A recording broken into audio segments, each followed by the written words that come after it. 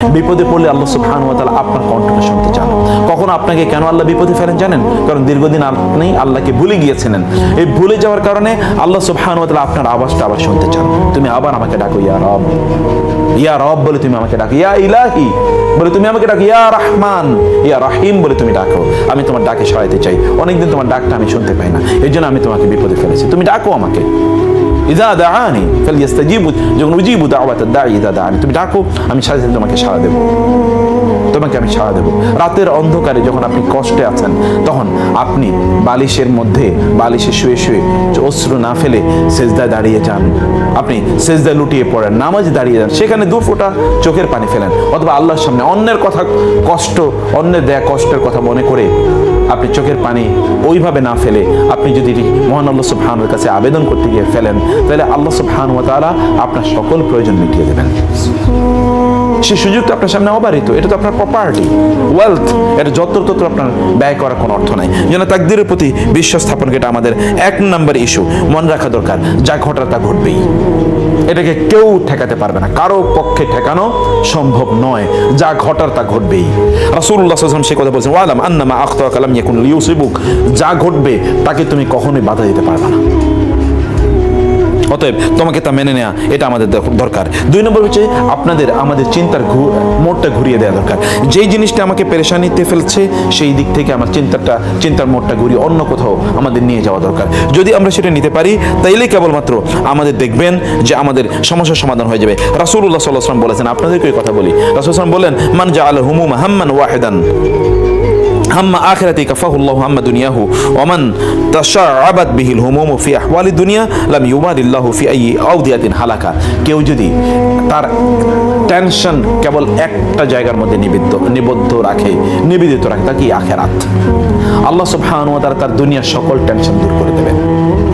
যদি আখিরাত কেন্দ্রিক তার টেনশন থাকে, আর কেউ যদি কেবল দুনিয়া কেন্দ্রিক টেনশনে থাকে, তাহলে আল্লাহ সুবহানাহু ওয়া তাআলা এটাতে কোনো ভ্রুক্ষেপই করেন না। ও কোথায় গিয়া মারা গেল, কোথায় ধ্বংস হলো, আল্লাহ এটা ভ্রুক্ষেপই করেন। ফি আইয়ি আওদিয়াতিন হালাক, সে কোন ভ্যালি, কোন উপত্যকায়, কোন প্রান্তে, কোন পথে সে মারা পড়লো, এটা আল্লাহ সুবহানাহু ওয়া তাআলা এটাকে আল্লাহ ভ্রুক্ষেপই করেন না। যেন আমাদের আখিরাত কেন্দ্রিক চিন্তাই কেবলমাত্র আমাদের সকল অ্যাংজাইটি, ফ্রাস্ট্রেশন, টেনশন এগুলোকে দূর করে দিতে পারে। 3 নম্বর কি, আপনার চেয়ে যাদের অবস্থা অনেক খারাপ, যেটা আমরা গত ইয়েতে বলেছিলাম, তাদের দিকে একবার তাকান, একটু অন্যের দিকে তাকান। আপনি কমপক্ষে আপনার এমন একটা প্রপার্টি আছে, একজন সালাফের কাছে একজন ব্যক্তি এসে বললেন যে আমার তো কোনো টাকা পয়সা নেই, আমার কিছু ভিক্ষা দেন। বলে ঠিক আছে, ভালো কথা, তোমার কোনো কিছুই নাই? বলে না, কিছুই নাই। বলে আচ্ছা ঠিক আছে ভাই, তোমার চোখ দুইটা আমাকে দিয়ে দাও, আমি তোমার 1 লাখ টাকা দেবো। বলে এটা কোনো কথা বললেন? চোখ বিক্রি করে যায় নাকি? আচ্ছা ঠিক আছে, তোমার হাত দুইটা আমার দিয়ে 2 লাখ টাকা দেবো। বলে এটা কোনো কথা বললেন? হাত দেয়, আমি আপনার কেটে হাত দিয়ে দেবো। বলে আচ্ছা ঠিক আছে, তোমার 2টা পা আমার কেটে দিয়ে দাও, আমি তোমার 1 লাখ টাকা দেবো। বলে না না, এটা সম্ভব না।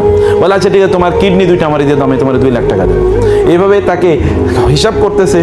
বলে আচ্ছা, তোমার এখন এই সম্পদ যা তোমার শরীরে আছে, এগুলোর দামেই তো আমি প্রায় 30-40 লাখ টাকা বললাম, তো তোমার নাই, তুমি কেমনে বলো? তোমার এখানেই তো বহুত প্রপার্টি আল্লাহ তাআলা দিয়ে দিয়েছেন, তুমি জাস্ট এগুলোকে কাজে লাগাও। তোমার তো আছে, তোমার তো আছে, তুমি কি নাই কি বলছো? নাই কোথায়? নাই কেবলমাত্র তোমার কোথায়? মগজে নাই। সত্যিকার অর্থে সেটার এক্সিস্টেন্স আছে। সেজন্য আমাদের যেটি করা দরকার, তাহলে যে আমাদের চেয়ে যারা খারাপ অবস্থায় আছে তাদের দিকে আমাদের তাকানো। এটি রাসূলুল্লাহ সাল্লাল্লাহু আলাইহি ওয়াসাল্লাম 1500 বছর আগে আমাদেরকে বলে দিয়েছেন, যারা তোমার নিচে আছে তাদের দিকে তাকাও, তাদের দিকে তাকাও। যারা তোমার উপরে, তাদের দিকে তাকালেই তোমার ফ্রাস্ট্রেশন আরো বেড়ে যাবে। আল্লাহর উপর আমাদের ভরসা ইত্যাদি রাখা এবং আল্লাহর ব্যাপারে সুধারণা রাখা। আমি জানি না আমাদের আল্লাহর ব্যাপারে সুধারণা কতটুকু আছে। যারা কাফের, মুশরিক, মুনাফিক, এদের ব্যাপারে আল্লাহ তাআলা বলেছেন, আয-যান্নিনা বিল্লাহি যান্নাস সাউ আলাইহিম দাইরাতুস সাউ ওয়া গাদিবাল্লাহু আলাইহিম ওয়া লাআনাহুম। আল্লাহ সুবহানাহু ওয়া তাআলা বললেন, একদল লোক যারা আল্লাহর ব্যাপারে খারাপ ধারণা রাখে, আল্লাহ সুবহানাহু ওয়া তাআলা বলেন ওদের ওই খারাপ ধারণার কারণে আল্লাহ তাআলা তাদেরকে কি করবেন? তাদের উপর গজব আরোপ করেন, তাদের উপর লানত আরোপ করেন, আল্লাহ তাদেরকে ধ্বংস করে দেন। আল্লাহর ব্যাপারে আপনার ধারণা কি? কোরআনে আল্লাহ সুবহানাহু ওয়া তাআলা বলেছেন আমরা যেন আল্লাহর ব্যাপারে ভালো ধারণা পোষণ করি। রাসূলুল্লাহ বলেছেন, জন্নু, তোমরা যেন আল্লাহর ব্যাপারে লা ইয়ামুতান্না আহাদুকুম ইল্লা হুয়া ইহসিনুজ যান্না বিল্লাহ, আল্লাহর ব্যাপারে ভালো ধারণা না রেখে কেউ যেন না মারা যায়।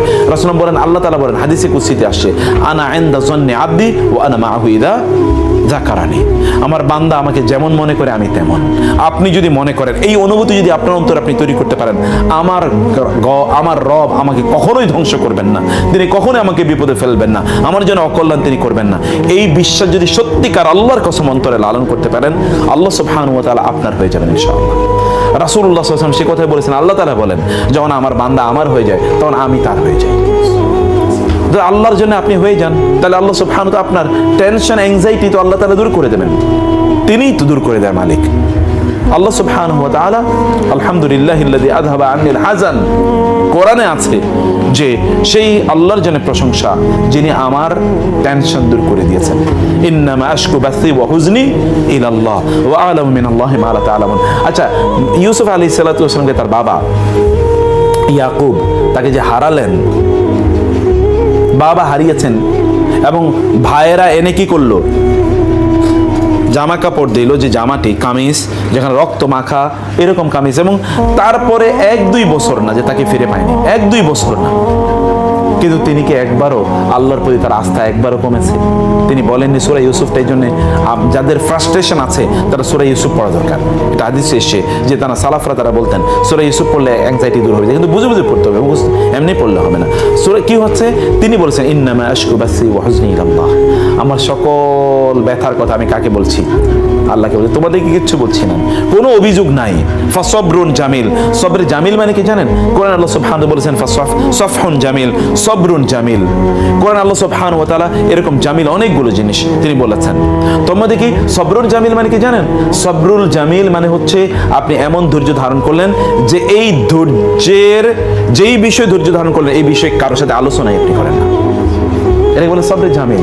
এবং আপনি দেখবেন গোটা সূরায় একটা জায়গাও আপনি দেখবেন না যে ইউসুফ আলাইহিস সালামের ব্যাপারে ভাইদেরকে ইউসুফের বাবা বারবার ডেকে বলে যে আমার ছেলের কি করছে বলো, এই তোমরা কি করছো, তোমরা হত্যা করছো, কোথাও দেখবেন না, কোথাও কোনো আলোচনা নাই, কেবল অপটিমিজম।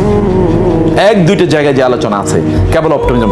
তোমরা যখন ওইখানে ঢুকবে তখন তোমরা এক দরজা দিয়ে ঢুকো না, তোমরা কি উদখুলু মিন আবওয়াবিম মুতাফাররিকা। ইউসুফ আলাইহিস সালাম এর যখন তার ভাইরা যখন ইয়েতে যাচ্ছিল মিশরে, ওইখান থেকে খাবার নিয়ে আসার জন্য, বাবা বলে দিয়েছেন এক দরজা দিয়ে ঢুকো না, বিভিন্ন নাসিহা। আমি আশা করছি তারা দুজন আমার কাছে ফিরে আসবে একেবারে শেষে। এর মধ্যখানে কেবল বিভিন্ন ঘটনা, ওই জায়গায় কোনো আলোচনাই নাই। এই যে বিষয়টি যেটা আমরা বলছিলাম, এখানে তিনি কিন্তু কোথায় তার অভিযোগের কথা কার কাছে বললেন? মহান আল্লাহ সুবহানাহু ওয়া তাআলার কাছে। এবং কি ঘটেছে দেখেন তো, মিরাকলটা কি, মিরাকলটা দেখেন তো। শুধু কি ছেলেকে ফিরে পেয়েছেন, ছেলেকে সম্রাট আকারে ফিরে পেয়েছেন, সম্রাট আকারে। এবং এই ঘটনা আপনাদের আমাদের জীবনে ঘটতে পারে যদি আমরা চলি। আপনি যদি গোটা ঘটনা দেখেন তাহলে there is a gap of at least 36 to 40 years, 36 থেকে 40 বছরের একটা গ্যাপ আছে এখানে। যখন তিনি তাকে ফিরে পেয়েছেন, 40 বছর পরও সন্তানকে ফিরে পাওয়া যায় যদি ব্যক্তিরা আল্লাহর উপর তাওয়াক্কুল রাখে। দ্বিতীয় ঘটনা হচ্ছে ইব্রাহিম আলাইহিস সালাতু ওয়াস সালাম আল্লাহর কাছে দোয়া করলেন আল্লাহ যেন তাকে সন্তান দেন। আচ্ছা, এমন কি তার স্ত্রী যখন ইসহাকের মা